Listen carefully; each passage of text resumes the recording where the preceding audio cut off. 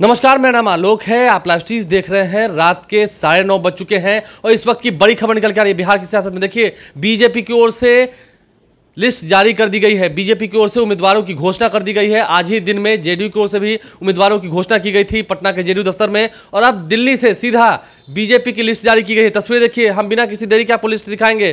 3 ऐसे सांसद हैं जिनका टिकट कटा है, लेकिन सबसे पहले हम उम्मीदवारों के नाम बताएंगे आपको। पश्चिमी चंपारण से डॉक्टर संजय सवाल एक बार फिर से उम्मीदवार होने जा रहे हैं।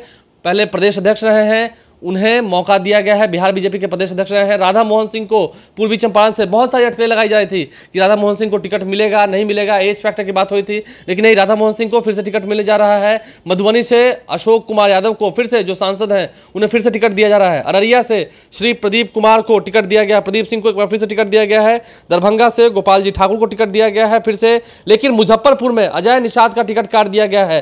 राजभूषण निषाद, उन्हें टिकट दिया गया है। राजभूषण निषाद युवा हैं, कर्मठ है, लेकिन अजय निषाद का टिकट काटकर राजभूषण निषाद को टिकट दिया गया। देखिए, मुकेश सहनी से बिहार में बातें नहीं हो पाई थी और मुकेश सहनी अब एनडीए का हिस्सा भी नहीं है। लगता है महागठबंधन से भी उनकी बात नहीं हो पाई है। राजभूषण निषाद को एनडीए ने टिकट दिया है, बीजेपी ने टिकट दिया है। महाराजगंज से जनार्दन सिंह सिग्रीवाल को एक बार फिर से टिकट दिया गया है। सारण से राजीव प्रताप रूडी, देखिए यहाँ कांटे की टक्कर होगी। राजीव प्रताप रूडी वर्सेस रोहिणी आचार्य, क्योंकि सारण से रोहिणी आचार्य लालू प्रसाद की बिटिया जिन्होंने उन्हें किडनी दी थी, वे चुनाव लड़ रही है, चुनावी मैदान में है। राजीव प्रताप रूडी मैदान में होंगे। इसके अलावा उजियारपुर से नित्यानंद राय को एक बार फिर से मौका दिया गया है। केंद्रीय गृह राज्य मंत्री रहे हैं, उन्हें एक बार फिर से मौका दिया गया है। सांसद रहे हैं 2 दफे उजियारपुर से। इसके अलावा बेगूसराय से गिरिराज सिंह, फायर ब्रांड नेता, बीजेपी के फायर ब्रांड नेता गिरिराज सिंह को फिर से टिकट दिया गया है। पटना साहिब से फिर से रविशंकर प्रसाद, केंद्रीय मंत्री रहे हैं, कानून मंत्री रहे हैं, उन्हें एक बार फिर से मौका दिया गया है। रविशंकर प्रसाद को उन्हें टिकट दिया गया है। इसके अलावा पाटलिपुत्र से रामकृपाल यादव का नाम भी तय है।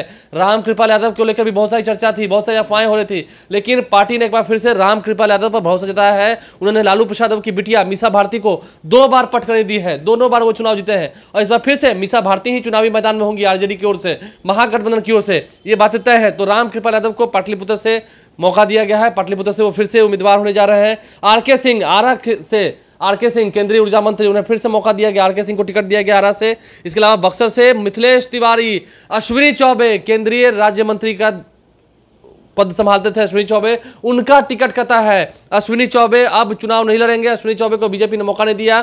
और मिथिलेश तिवारी, बिहार बीजेपी के उपाध्यक्ष हैं, मिथिलेश तिवारी सीनियर नेता हैं, उन्हें मौका दिया गया है। मिथिलेश तिवारी चुनाव लड़ेंगे बक्सर से, ये बात तय है। सासाराम से भी छेदी पासवान का टिकट कट गया है और शिवेश राम को टिकट दिया गया है। देखिए, सासाराम से भी शिवेश राम को टिकट मिला है, छेदी पासवान का टिकट कट गया है। इसके अलावा औरंगाबाद से श्री सुशील कुमार सिंह और नवादा से विवेक ठाकुर, डॉक्टर सीपी ठाकुर, जो कि बिहार के सबसे वरिष्ठ डॉक्टर हैं, पद्मश्री से सम्मानित हैं, उनके बेटे हैं, राज्यसभा के सांसद हैं विवेक ठाकुर। तो नवादा से विवेक ठाकुर को टिकट दिया गया है।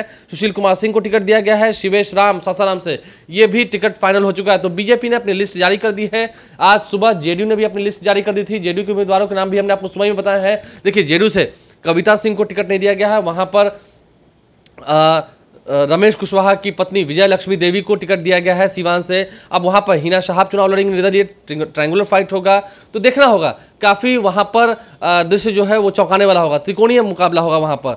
ऐसे में टुन्ना जी पांडे का भी नाम सामने आ रहा है सीवान से। लेकिन बीजेपी ने अभी अभी अपनी लिस्ट जारी कर दी है। इस वक्त की बड़ी खबर जो आपको बता रहे हैं, देखिए, बीजेपी के तमाम जितने नेता हैं वे काफ़ी खुश होंगे, क्योंकि अधिकतर जो उनके सांसद थे, जो केंद्रीय मंत्री थे, उनका टिकट जो है वो रिपीट किया गया है। कुछ नामों पर पार्टी ने सहमति नहीं जताई है। राजभूषण को दिया गया है, अजय निषाद का टिकट काटा गया है। इसके अलावा 3 टिकट काटे गए। देखिए, रमा देवी, क्योंकि शिवहर से वो सांसद थी, जब शिवहर की सीट जो है वो जेडीयू के खाते में चली गई, वहां से लवली आनंद चुनाव लड़ेंगी। आनंद मोहन की पत्नी है, आज ही उस बात का ऐलान हुआ है। रमा देवी का टिकट काट दिया गया है। इसके अलावा राजभूषण चौधरी को टिकट दिया गया है। अश्विनी चौबे का भी टिकट काट दिया गया है, वहां से मिथिलेश तिवारी को, और शिवेश राम को सासाराम से, छेदी पासवान की जगह शिवेश राम को टिकट दिया गया है। तो पार्टी ने यह बड़ा फैसला लिया। देखिए, अब आरजेडी हो या कांग्रेस पार्टी हो, क्योंकि दोनों के बीच ही बात ही नहीं हो पा रही है, कोई बात नहीं हो पा रही है। मुकेश सहनी से भी बात होने की संभावना थी, लेकिन वो भी बात लगता है कहीं अटक गई है, बात रुक गई है, बात नहीं हो पा रही है। तो लालू प्रसाद अपने पूरे परिवार के साथ आज देर शाम को दिल्ली पहुंचे हैं। वो दिल्ली पहुंच चुके हैं, पटना से रवाना हुए, दिल्ली पहुंचे हैं। वो वहीं होली का त्यौहार मनाएंगे। कांग्रेस के शीर्ष नेताओं के साथ तेजस्वी यादव की मुलाकात होगी। इस बीच बीजेपी ने अपनी लिस्ट जारी कर दी है, जिसकी तस्वीरें हमने आपको दिखाई हैं। बीजेपी ने भी अभी लिस्ट जारी कर दी है। सभी जाति धर्म का इसमें ख्याल रखा गया है, लेकिन नहीं, इस पूरे लिस्ट में एक भी महिला उम्मीदवार नहीं है। इस बात की कमी खल रही है। इस पूरी लिस्ट में एक भी महिला उम्मीदवार नहीं है। रमा देवी सांसद थी, लेकिन वो सीट गठबंधन के तहत जेडीयू के खाते में चली गई। इसके अलावा रामविलास पासवान की जो पार्टी थी लोजपा, अब रामविलास पासवान तो रहे नहीं इस दुनिया में, पद्म विभूषण से सम्मानित हुए हैं, पद्म विभूषित हैं वो, मरणोपरांत उन्हें वो सम्मान दिया गया। लेकिन चिराग पासवान लोजपा रामविलास के राष्ट्रीय अध्यक्ष, वे हाजीपुर से चुनाव लड़ेंगे। अरुण भारती उनके परिवार के सदस्य हैं, वे जमुई से चुनाव लड़ेंगे। फिलहाल जो बची हुई सीटें हैं, खगड़िया से किसे लड़ाना है, समस्तीपुर से किसे लड़ाना है, ये तमाम जो उम्मीदवार हैं वो तय करेंगे। चिराग पासवान वैशाली से किसे लड़ाना है, ये देखना होगा। तो कई सारे नामों की चर्चा है, लेकिन फिलहाल चिराग पासवान ने कहा है कि होली के त्यौहार के बाद हम सभी नामों का ऐलान करेंगे। अब चिराग पासवान किन किन नामों का ऐलान करते हैं, क्योंकि जेडीयू बीजेपी के सभी उम्मीदवारों के नाम की घोषणा हो चुकी है। अब सभी चुनावी मैदान में कूदेंगे। सुशील सिंह भी है। अब आरजेडी जो कि इन्होंने देख रहे हैं काफी सक्रिय है। कई सारे जेडीयू के नेताओं ने इस्तीफा दिया है। अली अशरफ फातमी भी मधुबनी से चुनाव लड़ेंगे, बात तय मानी जा रही है।